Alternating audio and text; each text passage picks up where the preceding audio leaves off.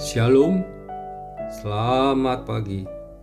Sate pagi hari ini kita masih membahas seri doa Bapa kami dengan tema Lepaskanlah kami daripada yang jahat. Dan subtema 3 lapisan kejahatan. Setan itu ada, tetapi kita meremehkan hal ini. Kita menganggap itu tidak penting, sehingga secara tidak sadar kita bersekongkol dengan setan sambil senang-senang menikmati hidup. Biarlah hari ini kita kembali kepada makna sesungguhnya dari ayat Alkitab ini. Kita ditarik oleh cinta kasih Yesus Kristus untuk dapatkan pengertian arti sesungguhnya dari istilah ini. Lepaskanlah kami dari si jahat. Istilah kejahatan memiliki 3 lapisan. Pertama, kejahatan yang bersifat berada dalam alam. Kedua, kejahatan yang bersifat moral. Dan ketiga, kejahatan sebagai pribadi si jahat yang menjadi sumber kejahatan yang menjadi godaan bagi manusia. Di dalam bahasa Inggris, istilah kejahatan mempunyai arti berlapis. Tetapi banyak orang lebih suka melihat ini di dalam lapisan pertama, yaitu kejahatan alam. Yang disebut kejahatan alam adalah manusia berada di dalam alam yang tidak sempurna, sehingga gunung bisa meletus, angin bisa menjadi topan, ombak bisa menjadi tsunami, dan segala kecelakaan di bumi ini bisa menghabiskan harta benda dan mengancam hidup kita. Itu yang disebut kejahatan alam. Apa arti kata yang jahat di sini? Berarti kita memohon kepada Tuhan untuk melepaskan kita dari kejahatan alam.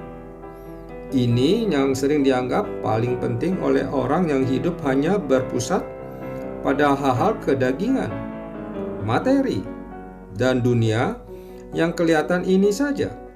Tetapi orang Kristen yang sejati bukan melihat hal yang begitu dangkal seperti ini. Itu sebab kita bukan berdoa supaya sehat, supaya damai, supaya bisa selamat tiba di tempat tujuan. Ini bukan tujuan hidup kita, bukan?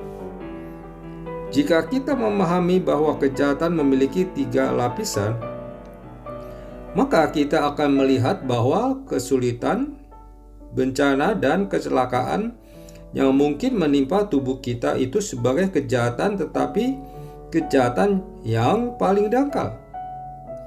Orang yang penuh mengenal atau mengalami bencana alam, justru hidup mereka lebih matang, karakter mereka lebih bertanggung jawab. Bangsa yang pernah mengalami kesulitan, yang sering mengalami kejahatan, bencana alam mengakibatkan mereka lebih banyak berpikir, memiliki pikiran yang mendalam. Bangsa-bangsa semacam demikian menghasilkan pengertian, kebenaran, dan pengutaraan filsafat yang lebih limpah dari bangsa-bangsa yang hidupnya terlalu enak. Orang yang hidupnya terlalu enak tidak pernah ada susah, tidak pernah mengalami kesulitan apapun. Mereka selalu berpikiran dangkal sekali dan hidupnya tidak mendalam. Mereka mempunyai pengertian kebenaran yang miskin sekali.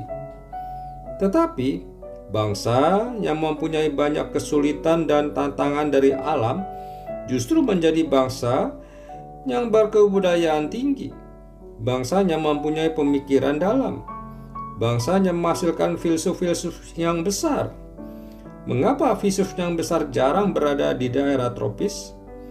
Mengapa pemikir-pemikir yang kuat jarang berada di daerah-daerah dekat Khatulistiwa? Karena hidupnya terlalu enak, terlalu gampang, sehingga menjadi orang yang malas. Tapi daerah yang dingin sekali, daerah yang sulit sekali, daerah pedalaman yang miskin sekali, membuat orang berpikir, Kenapa ada kesulitan begitu besar terjadi pada kita? Maka di situ mereka mulai berpikir, lalu mereka menemukan kebenaran. Kebenaran yang indah sekali. Perhatikanlah di mana filsuf penting tinggal. Hidupnya bagaimana? Riwayatnya sejak kecil. Apa yang mereka alami? Engkau akan menemukan kesimpulan yang penting mengenai penderitaan dan pemikiran yang mendalam. Kesadaran dan pikiran yang mendalam selalu dirangsang oleh penderitaan hidup yang sulit.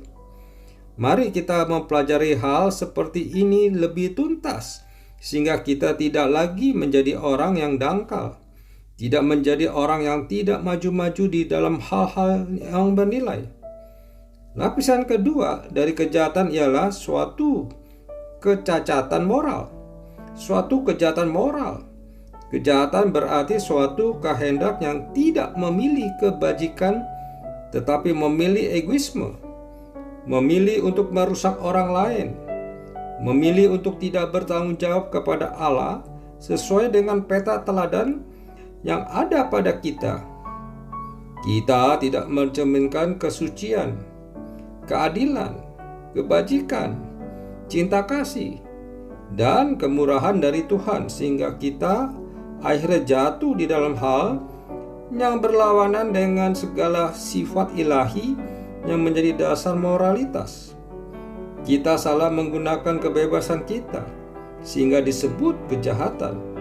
Seorang pemuda yang ganteng sekali dan yang mempermainkan cinta menjadikan ketampanannya sebagai alat untuk kejahatan moral.